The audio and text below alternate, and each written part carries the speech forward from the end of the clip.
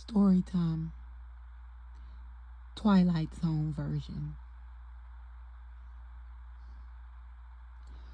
The things I'm about to mention that I encountered while living in this community,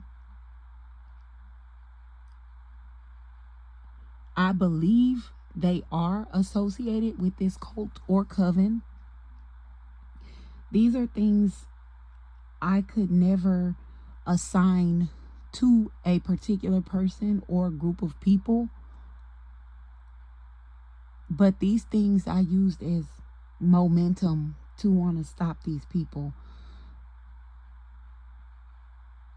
I'm the type to focus on things that I can control, and I ran into so many evil things.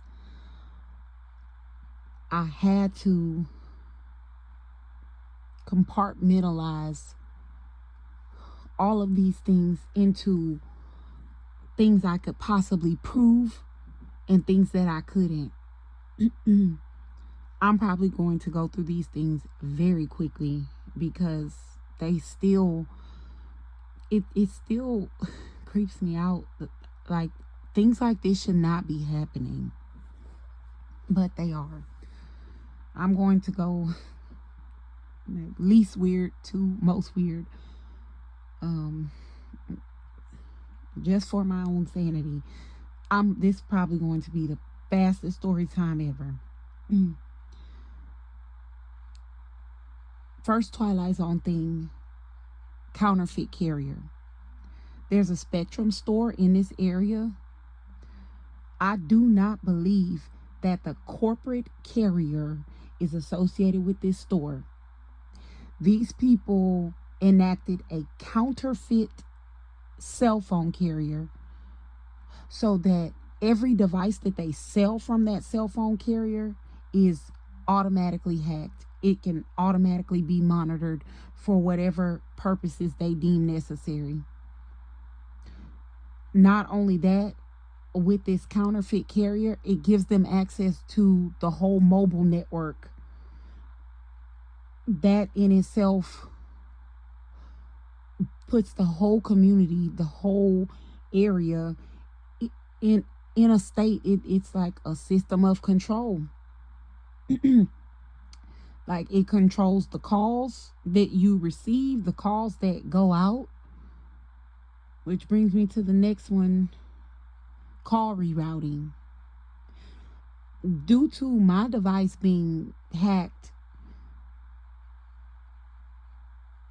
there was a situation where I was looking up the number for the FBI, and every time I typed it into the search bar, it came up the same: 1-800 call FBI. And I remember looking at it like, that's not the number. I knew it wasn't. I couldn't understand, like, how am I typing this in? It's coming up like this. I called it to test it. It kept going to, like, they were putting me on hold, and it was like a 30-minute or 45-minute hold. And I'm thinking, like, so if I needed to call because I'm trying to see how someone would reach out, this is the situation, or when I started to realize that the situation was a little bit more dire than what I thought. So even if people were trying to contact authorities, I mean, with the phones that they're selling automatically being hacked, the network automatically being controlled, and then if people install any of these apps that they have, they type in the number for the FBI and they get this 1-800 call FBI. And even so, even if they call that number, it's not actual law enforcement. It's one of them. Moving on. Like I said, these are theories. I never felt the need to prove it. What I said was I'm going to prove the stuff that I can prove. As long as I break this apart, I'm not going to worry about the stuff I can't control. But I know 1-800-CALL FBI is not the number to the FBI. That's not it. I know the city where I lived in, there is no branch of FBI. Meaning in the city where I lived in, they were impersonating federal agents. By the time the real ones probably got there, they probably closed that office. Anyway, again, I can't prove it. Moving on. The next thing, for the people who do, let's say, get in contact with law enforcement and say this is going on or that's going on, by the time real law enforcement gets there, if real law enforcement gets there, these people were putting in like paid actors and actresses in these people's spots. I witnessed this myself. So like if someone were to call and say, hey, my family member's missing, even if real law enforcement showed up, by the time real law enforcement got there, they would have put a completely different person there to say, oh no, I'm not missing, I'm okay. But law enforcement would know that's not the person. By then they would have, coerced the family in the line, threatened them in the line, whatever it was. I ran into a situation where there was it's so weird, and I don't understand the purpose of this. I had to let it go. But I said once I break it apart, anybody that's kidnapped can go back where they came from. But I ran into a situation where it's like I could tell that this lady was like kidnapped and like put in a familial situation just so it looked good.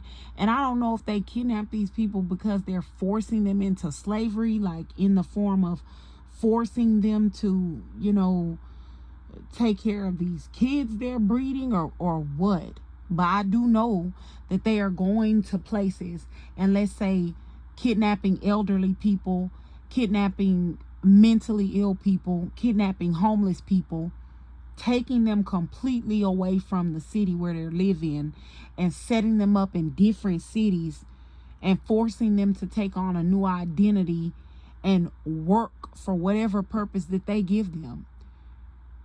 And it's like, if you were in that situation and then they give you a phone, the phone's hacked, you try to call somebody, it just goes to one of them. Like, what do? Can't call law enforcement. You can't call out to your family. They give you an identity. They say, this is the person you are. You got to be this person from now on. What do you do when everybody is them? Anyway, it's creeping me out now. In 2020, I met a woman. I'm going to call the woman Jane Doe. No, I'm going to call it something more. Let's say her name was Zaharia Moon. I met a Zaharia Moon. That's not a real name. But let's say I met a Zaharia Moon in 2020. Let's say she was Caucasian.